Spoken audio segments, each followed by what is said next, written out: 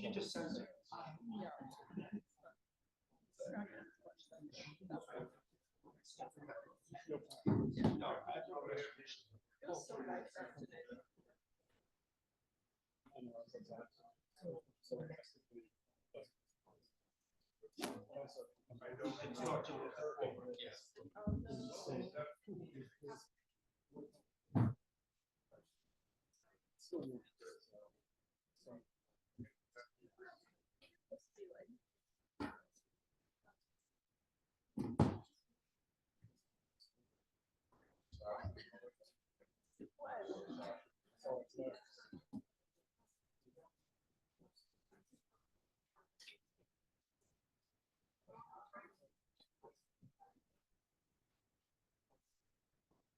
Yeah, that's good.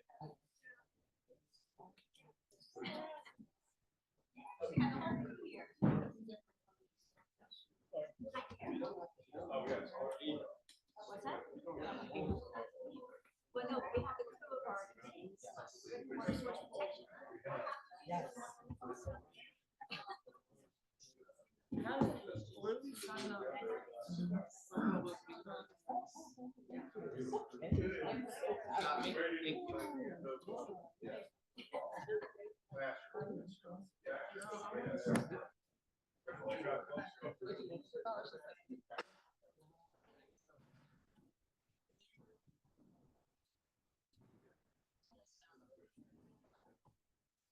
Found this okay.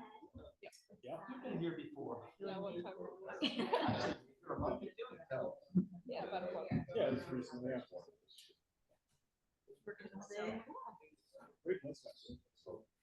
is. Well, and we can. Okay, folks, I'm going to call to order.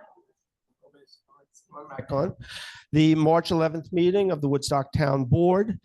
We have a presentation this evening, but I'm going to go right into resolutions. There's only a couple of them. Dispense with those, and then move forward on the Drinking Water Source Protection Plan Working Group's presentation. Bill, can you hear me okay? Can you hear me okay? I can hear you, yes. Okay, thank you. Be it resolved to hire Caitlin Hoban as a full-time police officer effective March 11th, 2025, at an hourly rate of $29.13 contingent upon physical examination. Second. All in favor? Aye. Aye. Be it resolved to hire Michael Ainello as part-time laborer at an hourly rate of $21.35 effective March 3rd, 2025. Second. All in favor? Aye. Aye. Where's the provision of emergency medical services, EMS, is essential to ensuring the health, safety, and well-being of the residents of the town of Woodstock and Ulster County as a whole. And whereas the town of Woodstock, along with other municipalities in Ulster County, faces increasing operational costs in maintaining reliable EMS services, including personnel, training, equipment, and infrastructure. And whereas the recent released EMS services delivery report for Ulster County, prepared by the Center of Public Safety Management, LLC, has identified significant challenges, including staffing shortages, increased response time, and financial instability among local EMS providers. And whereas proposed county resolution number 102 establishes a policy to fund, facilitate, and support the operation of local EMS in an amount not to exceed $5 million per year, thereby providing much needed financial relief and stability to municipality EMS services. And whereas resolution number 102 further mandates transparency and accountability by requiring the funds be used solely for EMS related expenses, including staffing, training, equipment, procurement, and operational costs, with annual reporting requirements to Ulster County Legislature. And whereas the Woodstock Town Board recognizes that the sustainability and enhancement of EMS services are critical to public health and safety, and that resolution 102 represents a proactive and fiscally responsible approach to addressing EMS challenges in Ulster County, therefore be it resolved, the Woodstock Town Board hereby expresses its strong support for the Ulster County Legislature's adoption of resolution number 102 and urges its full implementation To ensure the continued availability of high-quality EMS services for all residents of Ulster County, be it further resolved that a copy of this resolution shall be forwarded to the Ulster County Legislature, the Ulster County Executive, the Ulster County Department of Emergency Services, and any other relevant agencies. So just a little background, county legislature, one of their working groups has put this resolution forward. And I guess it stalled a little bit last week because was unsure whether communities were actually in favor of this, which is a little mind-boggling because the county's been coming to the supervisors meeting for a year and a half and listening to us talk about this. The other thing that I want to be clear about, and I've asked a couple of members, two of our chiefs and a fire commission to come down, this money is not coming to us. It comes to the fire commissioners who provide this service. So I think it's well needed, and I strongly urge us all to support this. And if I may say, we are greatly appreciative of all of our EMS workers. We have a great volunteer force, and we need you. We love you, and thank you so much for all you do. Happily, yes. Aye. You know, I would just say one last thing before we vote, that Woodstock has been held up as a model for what could happen in the rest of the counties. So they recognize that we've really got something special here. All in favor? Aye. Okay. Thank you, gentlemen, for coming and supporting this. I hope you get a check soon.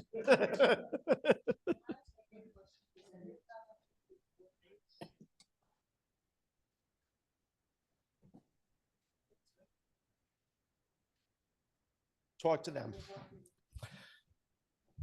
Whereas 6 NYC RR Part 617 of the State Environmental Quality Review requires that a lead agency be established for conducting environmental review of projects in accordance with local and state environmental code. And whereas state law specifies that for actions governed by local governmental review, the lead agency shall be that local agency which has primary responsibility for approving and funding or carrying out the action. Whereas the Town of Woodstock Town Board is considering the development of select items in the Andy Lee Fields Master Plan, whereas this is an unlisted action pursuant to New York State Environmental Quality Review Act seeker, which requires review, now therefore be resolved, the Woodstock Town Board, by way of this resolution, declares its intent to act as lead agency in environmental review for the purposes adopted for the proposed adoption of Andy Lee Master Plan. Any discussion? Let me get the mic. I know that people have contacted me with concerns about rushing forward on the plan, and even some talk about, I know the original mission of the task force was, what if we just either replaced or repaired the current building, and we haven't seen that yet. So I just want to make sure people are comfortable that we're now talking about just doing a seeker to make sure there's not an environmental issue, but this does not mean that we're rushing to get a resolution going to get a bond on vote. And just to be clear, this is only to declare our intention to be lead agent. It's not to. Yeah, on the environmental review. Right. The only other agency that potentially could dispute our claim is the DEC. And I don't think you guys want to get in the middle of an Andy Lee Fields project. It's a Woodstock thing. Yeah. So okay. that is, it's solely, so what we will do is send out an application notice to the DEC stating our intent with this resolution. And we'll see what they say. Okay. All in favor? Aye. Aye. And Okay. before we go into the presentations, I know Jude is here Okay, and let me just finish sure. one thing on that. What is that? back It's there? a shady dump. Oh. And John, just to answer, the committee, the task force will be giving a presentation, an update of where we are next week. So you're very welcome. Sorry. Okay. So I know we talked, and it's not on the agenda, but that's okay. Just, I know I did send out earlier today the proposed updated fence law, and just if we could get a commitment that we'll be passing it to the planning board next week. People can give me feedback, but, and Jude is here and she initiated this request from the zoning board of appeals based on different cases that the things that they've been aware of happening in town. So that was what initiated this. So it's a relatively short, a relatively short document. And so hoping that, I know Maria Elena is there, and I didn't see Bennett. Is Bennett? Bennett's not able to make the meeting tonight. So I would just ask the three of you that are here, and I'll do myself, just reread through the document that Laura sent, see if there's any questions. I did mention, so Laura, one of my thoughts, and I'll find it. I think when there was an adoption or an amendment to the section on signs in the law, there's at the end of the local law, it said all non-complying signs are grandfathered in for 5 years or something I along, see. and then have to be removed. Okay. So presently, there are fences that may Not comply. be made illegal by this adoption, and they would have 5 years or 10 years, we'd come up with some number. Right. Okay. So we can talk about verbiage So- on that. Yes. So question, when will we be able to discuss it publicly? Well, the public hearing would come later. The next step, with you all giving me your feedback, you really just give me your feedback and the okay, we would have a resolution to send it to the Woodstock Planning Board so we could get their input on it. And the public hearing would be after that. I don't know whether you want public discussion before that, but the public hearing would come after the planning board had given their feedback and the law looks pretty solid. But the first step is the town board agreed that it looks like what we want, that should go to the planning board. That's the first step, and Okay. that's the step we're on now. So to clarify, we're going to give you our input. Our input will be sent to the planning board. The planning board will send it back to us. Well, no, yeah. Well, Okay. the input, a clarification of that is, as you give me your input, I will share it with the zoning revision committee Mhm. so that we all know what it looks like, so that when it goes to the planning board, we can say the town board agrees it should go, and also the zoning revision committee agrees it should go. So when you give me your input, I will work with the zoning revision committee to fold it in. So when will the public have a chance to speak on this? Is it to the planning board or is it to the town board? It would be to the town board at a public hearing Okay. after the planning board Okay. has weighed in. Got it. Thank you. And Bill can correct me. He knows better than me, but that's my understanding. Okay. And Jude is here in case you have any questions. Well, will you be here at the end of the meeting? Oh, okay. Perfect.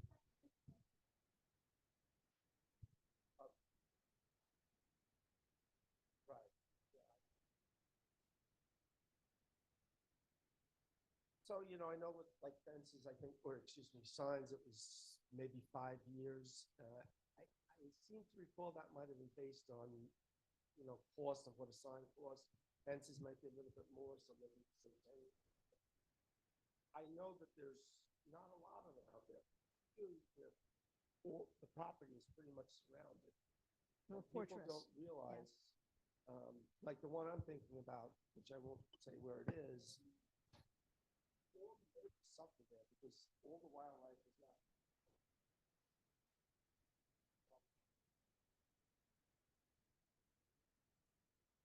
And Jude, I can call you. You don't have to stay just to speak with me. However, yeah, I'd like to offer the reverse of that is that sometimes people have children or elders with memory loss concerns where they might want to enclose their residence for the safety of the young ones or the elders. So I'm going to be presenting that side of it. Possible, without enclosing the entire residence, to have a fence that hits a couple of points on the house such that people can go like out the back door and be totally in the fence. Maybe. So which is different from enclosing the entire, anyway, we can Yeah. talk later about, because we have presenters here and we don't, yeah, and they've come, I don't know how far you've come. but With you've come that, a little Laura, I distance. will let you introduce our presenter. Well, so first of all, I'll introduce the drinking water plan. Are you speaking into the mic? Because no one can hear you. I'm speaking. Yeah, the mic.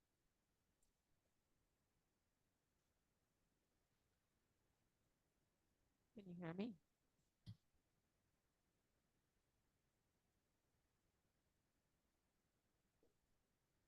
Linda, can you hear? Can you hear me? It's very faint. Everyone's saying no. Yeah. It was clear in the beginning and now it's very faint. Well, it's important. Melanie, does it make sense to put your laptop close to Paige and Michael so they can be heard?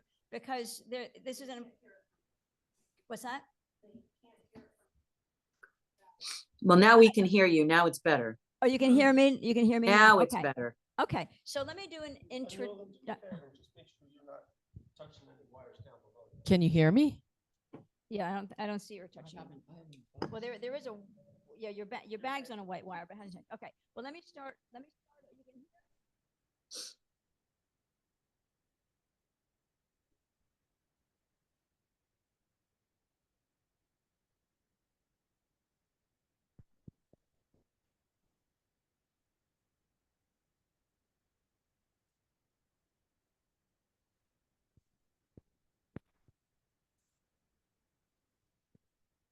Yeah, there's no sound.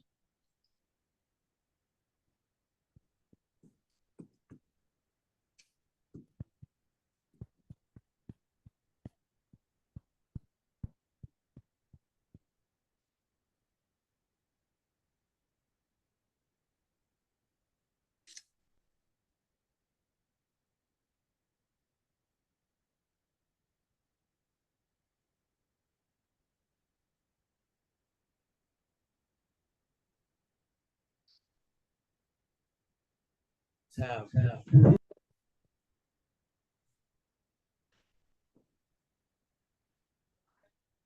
I don't.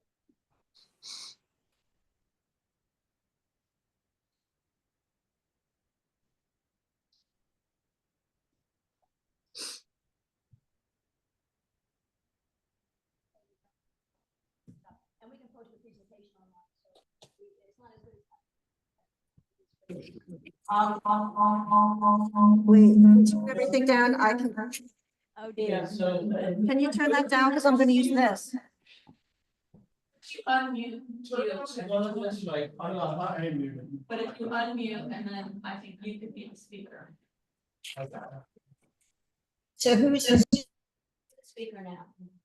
You are. And the town of Woodstock is working. Can you guys hear me? All right, so he needs to turn off his mic. So Jackie, can you hear me? We can hear you now. Oh, thank you, Miranda. Okay. It's this. It is. It's his It's mic this. Oh, it's Mike's mic? Oh, there's reverb. Yeah. Your mic, okay. I'm gonna go stand by the mic that's working. So Melanie's mic is working. So can you guys should turn that down? Bill, do you know what we're turning down? The speaker. I don't know where the, I don't know. We apologize. And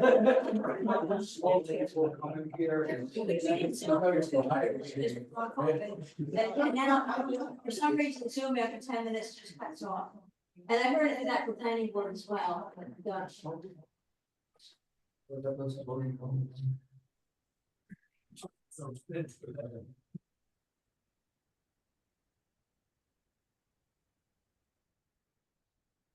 How we doing? How's that? Still that would be. What was that? The TV speakers, everyone should stop. There you go, turn that down. Or. Oh, that's where the sound's coming from. Yours, Melanie. Mine's muted already. What's the yellow town of Woodstock?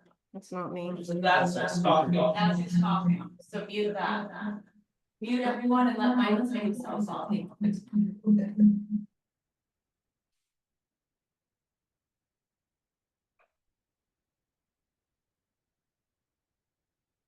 Jackie, Jackie, you're muted.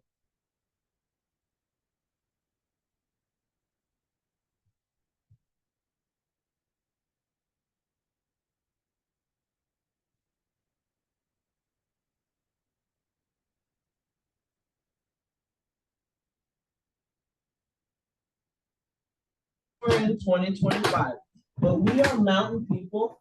There's a lot of Luddites in the world. It's really amazing that everyone can sit in their own house and listen to this meeting. And we are in the 21st century or whatever the hell we're in. But I'm telling you right now, we are mountain people. And it's really okay that we're having a little bit. Yeah, well, Jackie, can you hear us? Give me a thumbs up. Thumbs up. Yay, okay, we're good. All okay, right. so I'm standing by Mike's microphone, Can't hear you, Jackie. but We that's don't okay, know. we don't need it. she no, but we can hear us. Laura We now. need this to be recorded.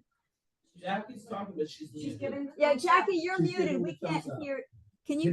Continue. You can- She gave a thumbs up. Okay, so she said she could hear us. Okay.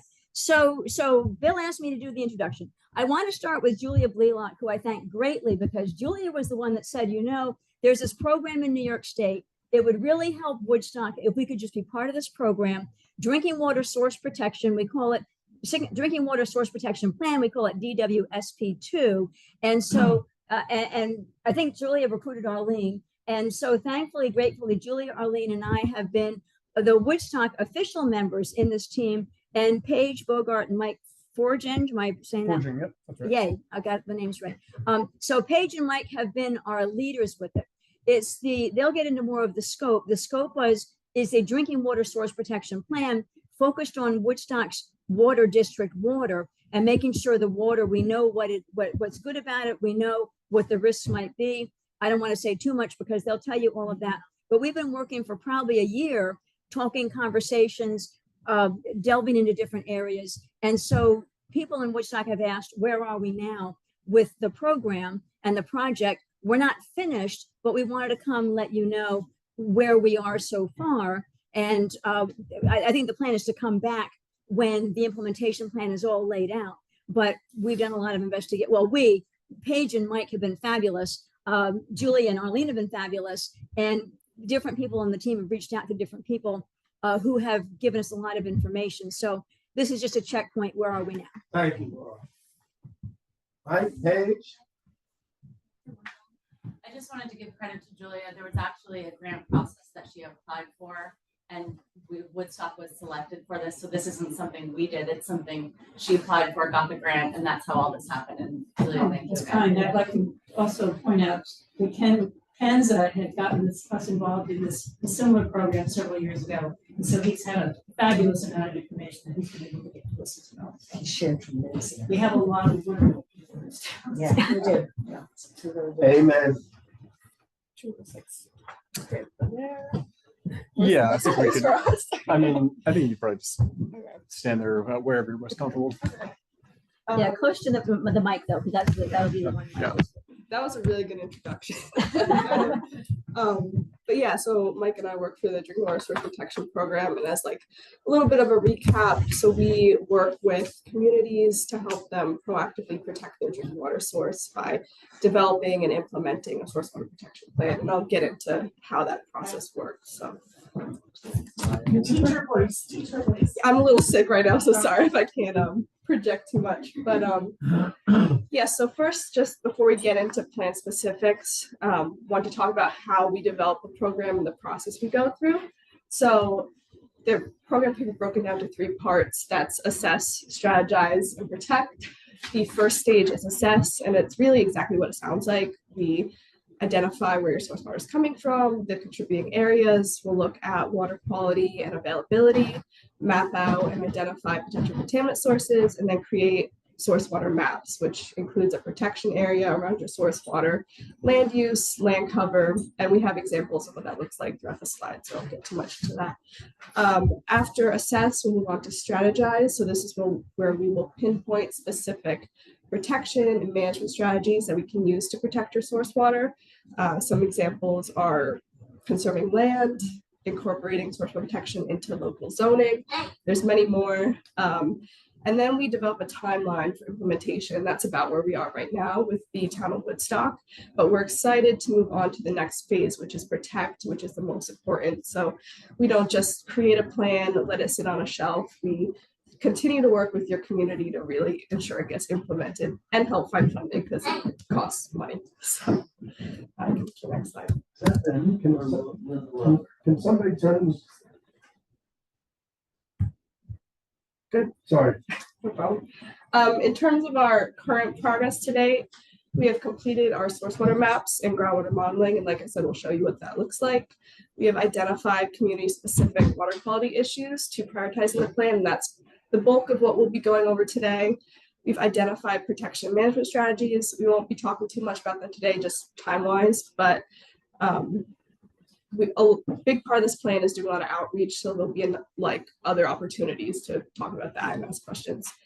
And now we're in the process of compiling all that progress into a report to be submitted for state review. So now diving into plan specifics, these are our protection areas. This is where we really want to focus our efforts. There's two, there's a critical area and the source water area. The critical area is this little pink boundary. This is the area directly surrounding your drinking water that's going to have the most immediate influence on it. That was delineated using ModFlow and groundwater modeling software, and Mike will talk about what that process was like. The second protection area is Could you just, so to the east, that's still within the Bearsville Flats there? Yes. So here's Bearsville right here. Right, and the Bearsville Flats where the wells are, so it's right there on Dixon Avenue. Well, those are the wells, Yeah, correct? these are the That's- wells. The 2 wells and the 5 wells. the two- Yeah. And then up to 12, how far does that go? Well, the purple part, Maybe not as above far, the highway but garage. if you go to Yeah, this okay. bigger blue area, goes up higher. Yes. Is there a well up by the highway garage? No. Did we just recently learned something, or was that just somebody? The highway garage has a well. It's not a town well. So go ahead. yeah, Paige. these are all the municipal wells. These are like the town ones.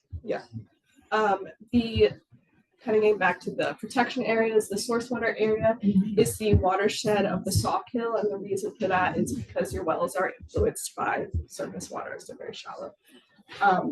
Yeah, so these are the protection areas where we're really gonna focus our efforts. In terms of what we're prioritizing in the plan, we have a list of about 7 ranked from high to low. Our first priority issue is PFAS. So the main goals here is to, one, understand the current levels of PFOS, how they may fluctuate seasonally, what wells the contamination is contained to. After that, we can start to pinpoint sources. And the second goal is to reduce any future contamination that may occur. Our second priority issue is residential sources of pollution. So as we were creating your source water maps, one thing that we noticed was the bulk of your source water and critical area is residential. So the goal here is to reduce any contamination originating from those sources with a specific focus on septic tanks. If improperly maintained, they can introduce pathogens or other bacteria into the water source. PFAS, that ties back into the priority issue above, and then fertilizer/herbicides.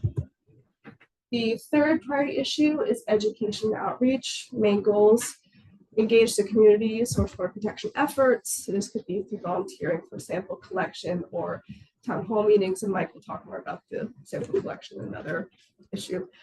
And then the second goal is to just increase that community confidence in the town's drinking water. And I'll pass it to Mike to talk about the rest. Sure. So the fourth priority issue is the management of regulated potential contaminant sources with a specific focus on the reducing potential contamination from petroleum bulk storage facilities and increasing or creating a line of communication with specific sites of interest. And the reason that we're focusing on the petroleum bulk storage facilities in particular for this plan is because if you look in this critical area that Paige just mentioned, there are 5 potential contaminant sources. 4 of them are petroleum bulk storage tanks, and 1 is an automated facility. And so this delineation looks like it was just drawn around the wells and the potential contaminant sources. It's an absolute coincidence. That was delineated using a model, had nothing to do with these sites, but they do fall nicely within that critical area. And so they're a point of focus. The next priority issue is transportation runoff, and the main focus here is to reduce the loss of road salt and herbicides into your water. If you look at this map on the right, you'll see, we should make these lines a little thicker, but the purple line down the middle is a state route. The red roads are county routes, and the blue roads in the back are town roads. And something that was highlighted in our stakeholder meeting have been the importance of strengthening the communication between the highway departments of the state, county, and town, just for the sake of, like, as we're learning about new methods that work better, things that are more efficient, they can sort of act as a region to adopt things or phase things out as opposed to doing it individually. And it would just keep the region more consistent and effective. This priority issue is for future land use and development. I'm going to be skipping off this slide very quickly in a second because it really ties into our next priority issue as well. But the main goal here is to incorporate source water protection into future land use decisions and to ensure there is sufficient water quantity for current and future use. And the second point, the water quantity, is why it really ties into this next priority issue, because we'll be doing a groundwater evaluation for Woodstock's aquifer. And so at this point, the main point of this evaluation would be to create a water budget so that we can say more about how much water you have to work with to inform future development and your resource management. And we've already done a lot for this up to this point because we did create a groundwater model using ModFlow to create your critical area. So this critical area is essentially the contributing area for the municipal wells. And what that really means is like that is effectively the land area that once water enters into that area from the surface, it is more likely to make it to your municipal well intakes. This is very complicated to build and it requires a lot of geologic context, a lot of like well logs, hydrologic data, consultant reports, engineering reports when they're installed. And fortunately, with our stakeholder group, we were able to get literally boxes full of this data that we were able to sift through and scan and get really useful information from, and it helped us make this model very useful. Just click on the OK blue button. Now we'll go in and see the title. I think it has to be done on a different. Okay. Oh, there you go. Yep. Yeah. Thank you. So, although we have this model calibrated and it is a really useful model, we could do more and make it more useful for the town. And that kind of brings us into the second part of our priority issue, where we would do a private well synoptic sampling. And what this essentially is you would get permission from homeowners that own private wells to go out and measure the water level at their wells on the same day at about the same time. And this data is extremely useful for calibrating groundwater models and just make the whole model more useful for the community in general. And in addition to that, if we can get this additional funding, you can also collect water samples while you're collecting the water level depth. And with that, we can create a chemical snapshot, they call it, of your aquifer. And this is extremely useful. You can kind of think about it like taking blood work, but for a watershed. You can sort of just see where the contaminants are spread throughout the aquifer and get an idea of their sources, where they might be moving if you do a couple of different sampling events. I can go into a lot of detail with that, but that's weird. So that's the end of this priority issue specifically. But so next steps are we're going to finish the draft write-up that we're doing and we'll submit it to the state. And that will probably take a few months of review, depending on how many different times you have to go back and forth, but usually about a few months. And then we move into implementation, where we'll be providing you a consultant to take care of your first true priority issues for, I think, the first year. Like there's some flexibility there. So you'll get a lot of value out of the consultant that we assign to you. And then after you are done with the consultant, you'll still have the state resources to reference, and we'll be here to help you throughout implementation. And that is it. Yeah, we can take any questions.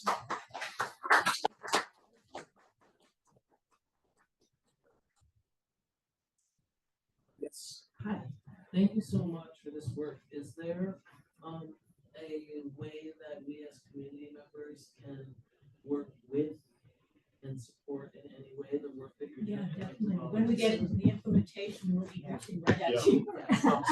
We need everybody to be part of We're this. gonna have town meetings Yeah, about this and ask people to volunteer.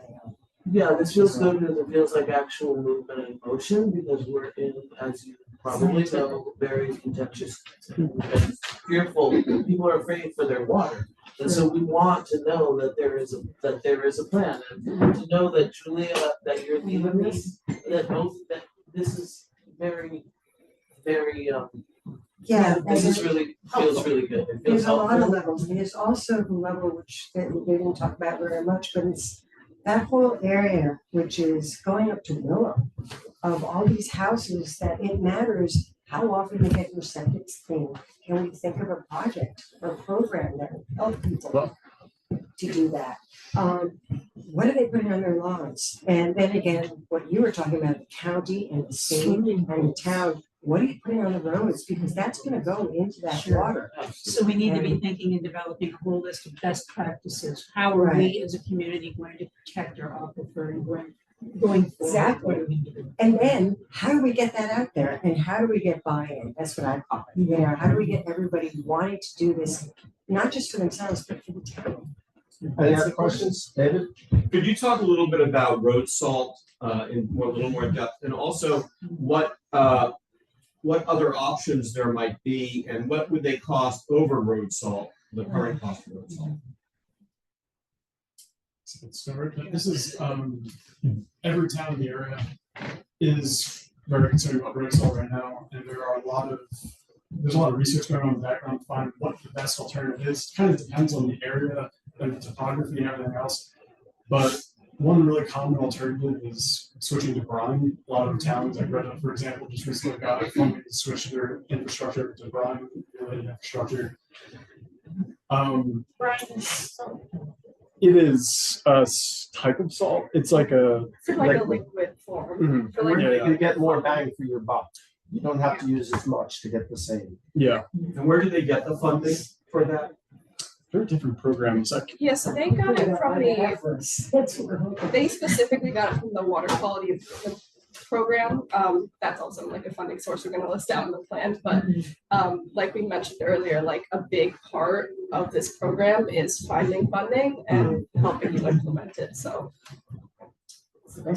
You mentioned a few places along 212 that could be of concern, but I couldn't hear what you said. so those are potential contaminant sources. Yes. They are not, there's no reason to think that there's anything wrong there. Right. It just means that they're registered with the state as having petroleum storage tanks. I see. And so it's kind of just a good thing to know the location of, in case you find some kind of issue in your water. You might know what locations to check first to find a leak, that kind of thing.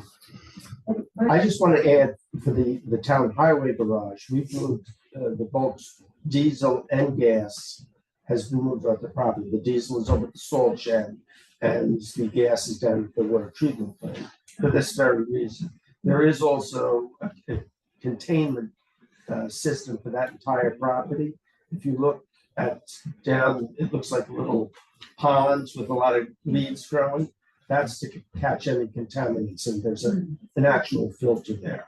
So, you know, one potential, even though there's not bulk storage, a truck, those trucks handle a lot of fuel.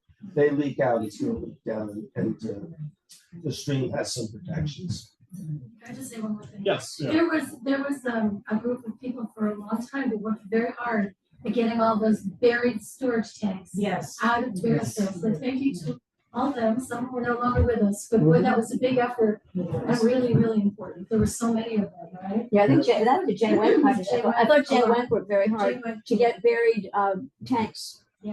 Give Mike Stock a lot of credit too. Give Mike because Stock. He was very Yeah, influential did a lot of in that. work for that. One So, question I have yeah. for you is, I'm fortunate not to to be on town water, but every time I drink it, I just worry, and I'm wondering if there's any, within this, plan, if there's any, what other mitigative or, what other ways can you protect us? What kind of filtration is there any seeking information around that? How can we filter or bring our And water not to use people chlorine. without chlorine?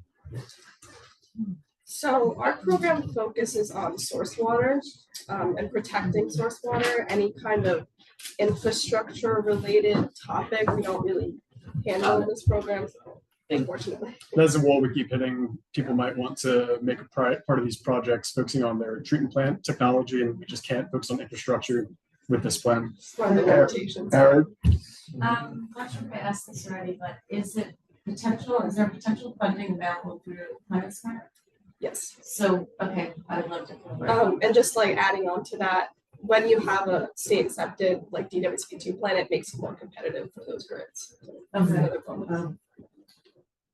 Talk about, we were also talking about the fact that this is also taking into consideration drought and flood, which is important. Yeah, I should have probably clarified that. That groundwater model, it's not like a model is run one time. That's the combined contribution area of many different model runs that cover drought conditions or times of heavy precipitation. So it's really a pretty, there's a lot of variability included in that delineation. And we've also been invited through Michael H to attend Kingston meeting on Google Lake, which was really good. And we'll talk about security there as well. It's really important to cooperate with Kingston because we're so closely aligned. Invite me that works.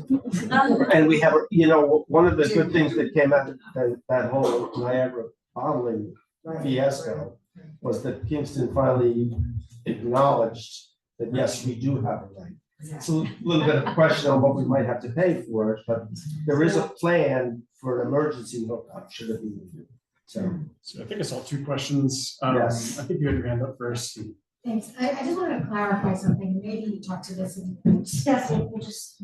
Oh, sure. So have you yet done active source testing beyond our wells and then sort of making your way up the aquifer away from the wells to see where contamination that we presently have? Have we done testing? Yeah. No, we haven't actually collected any samples. We're planning right now. That's the implementation. I'm sorry. That's the implementation phase. So they talked about the planning that is now and implementation is next. Right, I just heard other things, so I just wanted to clarify. Yeah. Sure. So we're not source testing yet. Alicia, one more. Yeah, and the shade and dump area is obvious, I mean, I'm sure you've heard of that situation. Yeah, are you guys focusing on that, or to what extent are you focusing that as a potential? It's not a potential focus. contaminant? It's not a focus. We don't have much to say about it right now. We have been talking about it as a part of our stakeholder groups, and we'll have more language with specifics on how we can acknowledge that in the plan in the future. But right now, we don't have approved language for that yet. Alicia? Yeah, this may actually be more for the town board and the planning board, but also when it comes to the aquifer and the Bearsville Flats area and the little upland and the aquifer, like just like there's a map of where the petroleum or heating home heating oil is, the tanks, especially burying tanks.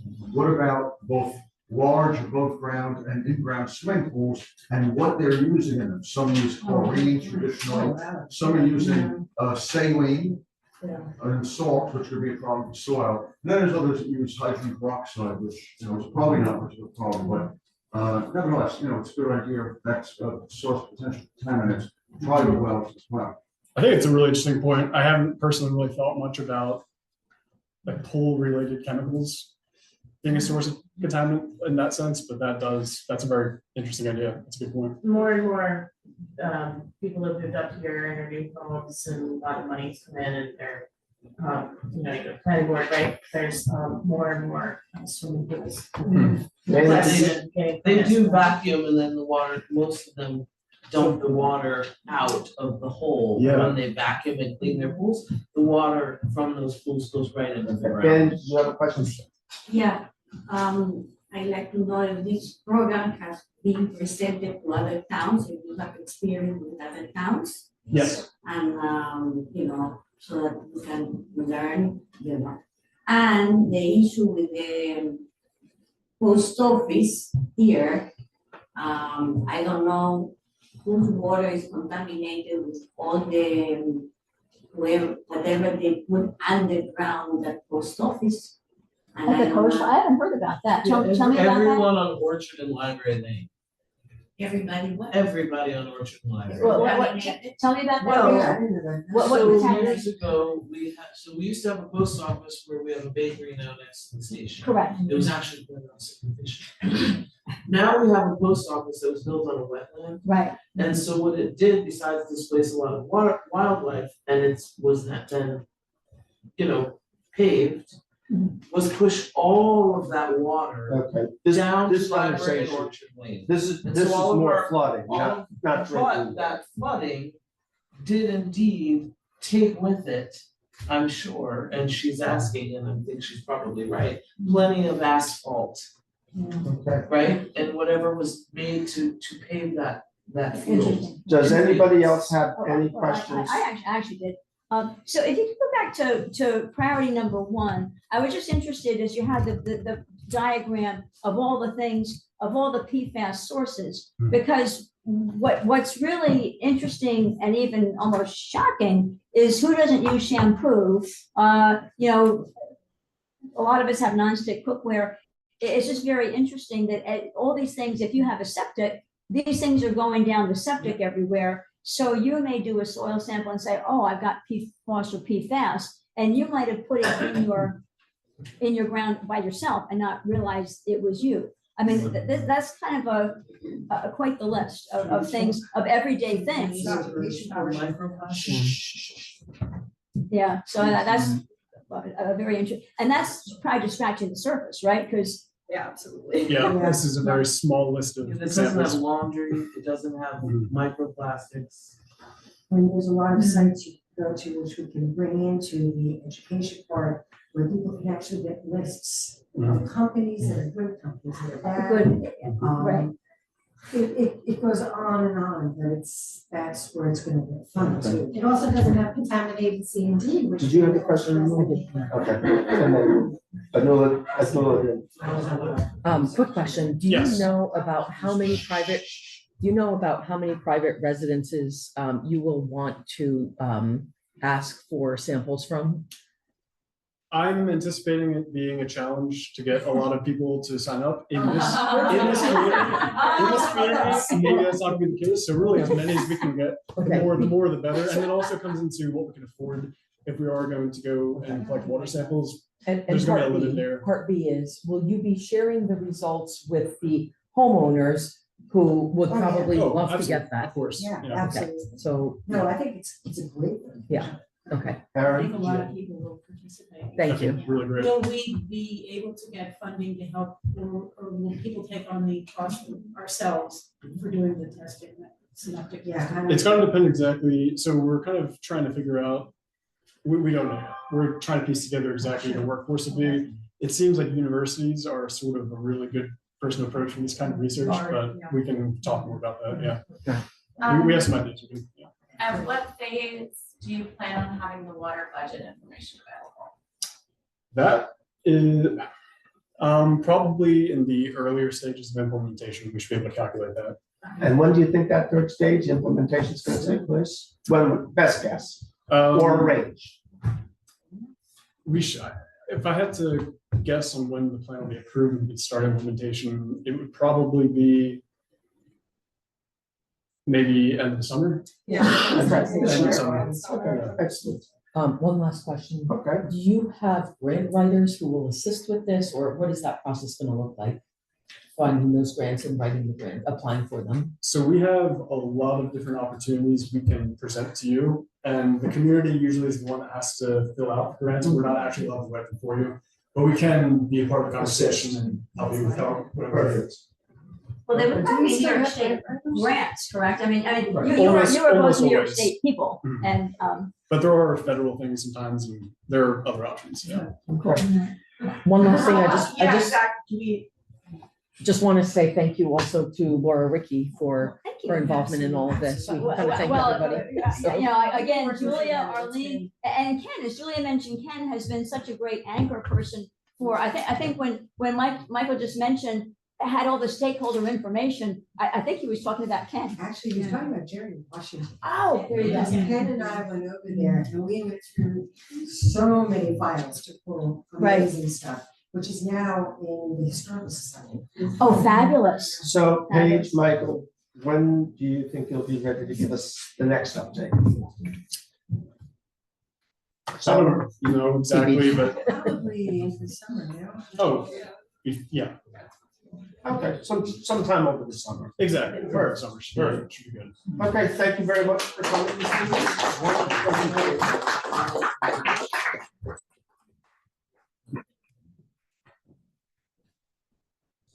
last I have publicly heard, John, John, you got something to say to us? Yeah. Oh, hold on, let me get my time. Do we have anybody here? I just put it, it's on it's on here. On that side. It's right here. The sound is right here. Oh, you can be over there. Thanks. I want to talk a little about, Andy, specifically about the closing of Andy Lee during the summer recreation program, which is 7 weeks of the summer. And I started thinking about that because there's a plan proposal to develop Andy Lee, and I'm thinking, well, this is a good time to talk about the fact that it closes. I've lived up the road there from Andy Lee for 47 years. I drive by there several times a day. And so I would like to see about making a change in that. I found out, I did a little research. I found out the town board doesn't actually close the field. You didn't pass a resolution last year to close the field. It falls on the director of the summer rec program, who I guess is told not to allow people on the field. It's kind of loose. I would imagine it might be kind of awkward. I don't know. When residents come and they want to use the playground or something, and the director has to go say, I'm sorry, it's closed. The field does not have to be closed. I called Laura Bell at the Ulster County Department of Health, and she's the one who oversees it.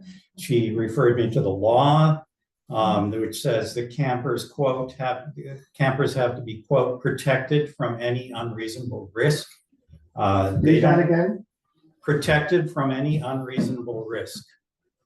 And now Kingston is an example. They have similar summer rec programs, and they don't close their parks. They have the campers there, and the park is open and people come and go. So what do we do? Because I understand, I mean, I've spoken to some people, coordinators of the program, and the parents really want the field closed. They say, you know, I'm worried about safety and I want the field closed. And I have a proposal there, which is to hire a police officer and have a police officer there all the time. And the cost would not be unreasonable. The cost of all the staff for the program is on the order of $100,000. And police officers get about $30 an hour, and that would add $8,000 to the cost. So it would not be an unreasonable cost. I think it would satisfy the parents. If the parents knew there was a police officer there all the time, I don't know how they could complain that the field is open and people can come and go. And so I'd like to recommend that you talk about this, talk with Laura Bell, talk with the coordinators of the program, and see if you can work it out so that the field is open all summer. And that would make a big difference in proposing to spend money developing the field. Thank you, John. Lorena. I do it right here.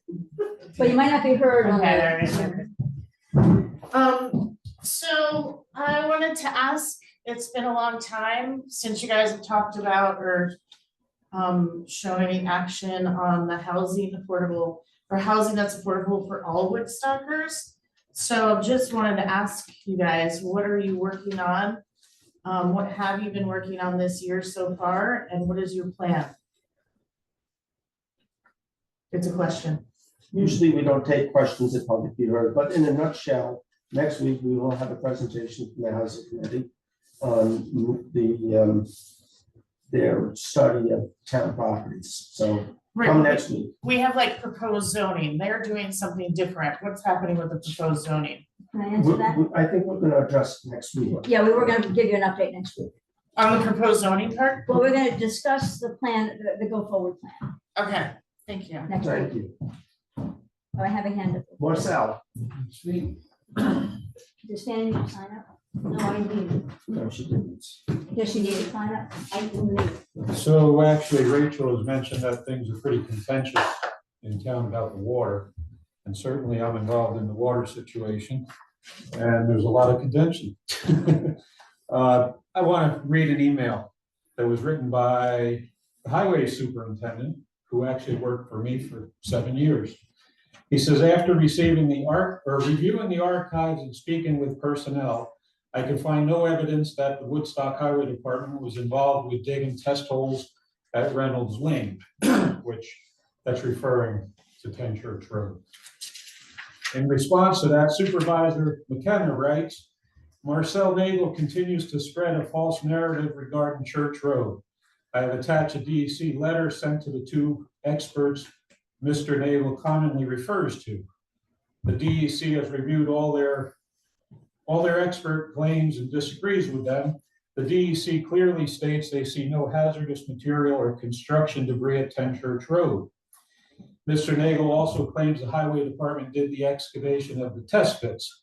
This is simply not true. Superintendent Allen has confirmed this to Mr. Nagel. Mr. Nagel bases his claim on the fact Superintendent Scott Bonestell was present.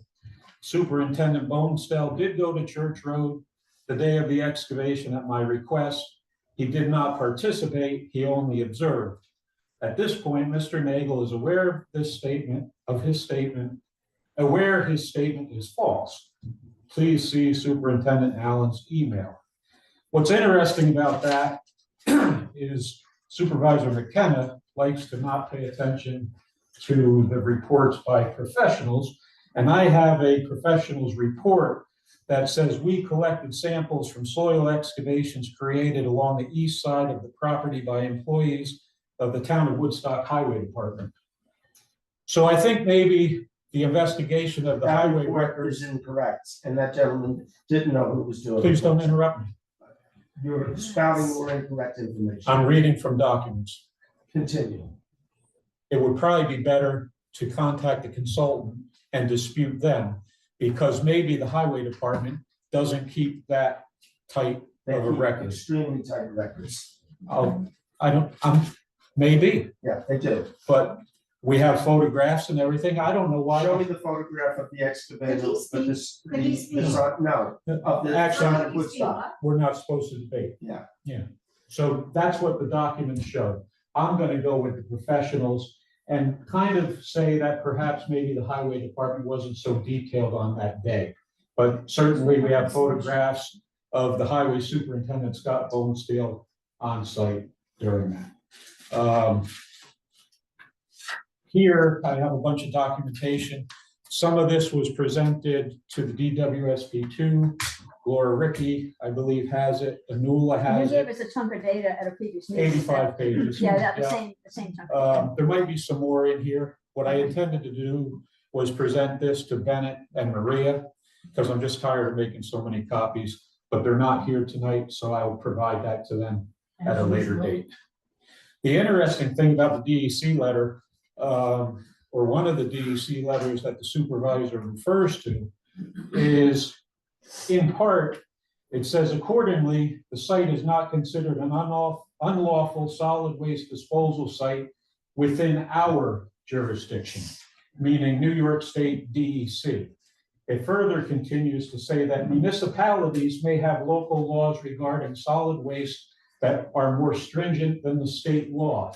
Woodstock has that. Thank you, Marcel. And that's the law we should be enforcing. Thank you. Rachel. Thank you, Marcel. Hi. There's so many things to talk about that it's actually, I try to make a list and I only have 3 minutes and maybe I can, Urania, you can yield some of your time to me. First of all, I want to say,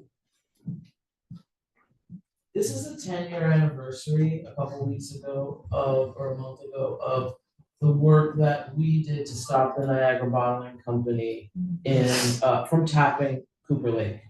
And I want to say that I never had a harder time doing this kind of work than I did here in Woodstock, and it's the only reason I stood up. I stood up to be an events coordinator. But what happened was we had a bunch of people in our town who became what I kind of termed to be the angry mob of uninformed citizens.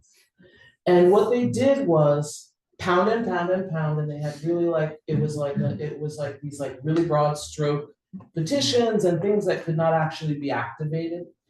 But I was actually working with people in Rebecca Martin and Jennifer Schwartz-Berkey, Deborah Dulong, Kevin Smith. We had amazing environmental lawyers, and everybody really worked together. And while there was a lot of fear around this Save Cooper Lake story, what actually stopped the Niagara Bottling Companies from tapping our water, which runs to Kingston, was an environmental, the money. It was the money, because there was a proposal to go for some money to build a 585,000 square foot bottling plant in the town of Ulster. And when we actually went for that specific money, it was pulled from them. It had to be redistributed, and they no longer saw us as an opportunity. And the reason why we actually in 5.5 months stopped that was not because we yelled and ran around yelling and screaming. It was because we took action and we worked with our municipalities and we got it done, and it was unprecedented. And now we have an angry mob of however informed citizens that are not actually working. I would not feel okay to call any of my mentors into this snake pit because it's not productive. You can mad foil people till you're blue in the face. You can yell till you're blue in the face, or you can do something, and you can do something together. So let's do this together. We have very strong and powerful people right now stepping up to support us, people who have been here for generations. It's time for us to stop running against Bill. I really hope you don't change your mind and run, because I know you're done. Let's get somebody in here who went and called the AG. Let's get somebody in here who knows us and cares. Thank you. Nope, that's not 3 minutes. I also want to It's say. 3:09, Rachel, thank you. Okay. Fanny, you're next. Absolutely not. I'm a parent. There's no way we want a cop standing there, John. I love you, but no. Thank you, Parents Rachel. don't want to have Fanny. a cop there. And we had somebody actually come after one of our kids recently in that parking lot. Rachel, on the thank way to you. the youth center. So my computer is the microphone and I have to take off. I think Valley said she's.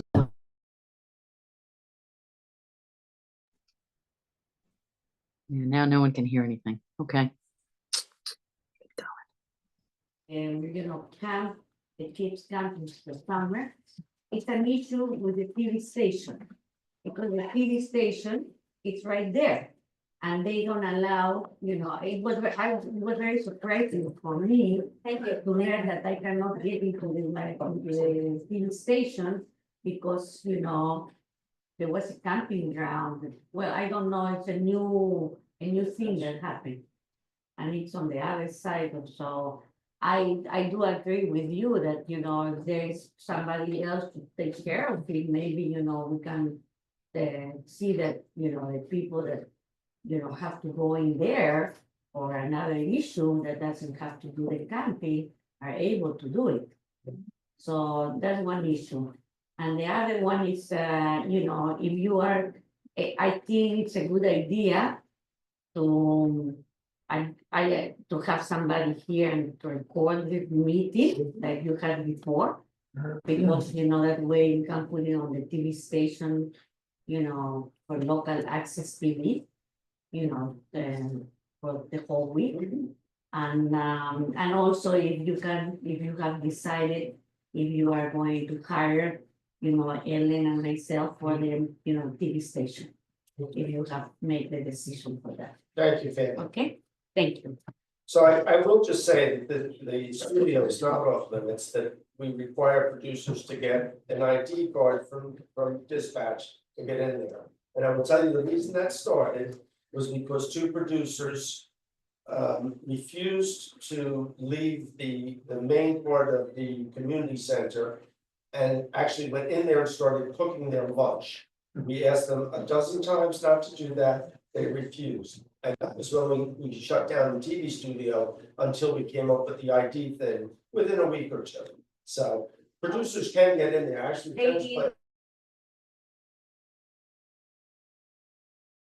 Get there because when they come. You can't get there from here. With that, I will call for adjournment. Second. All in favor? Aye. Aye. Good night, folks.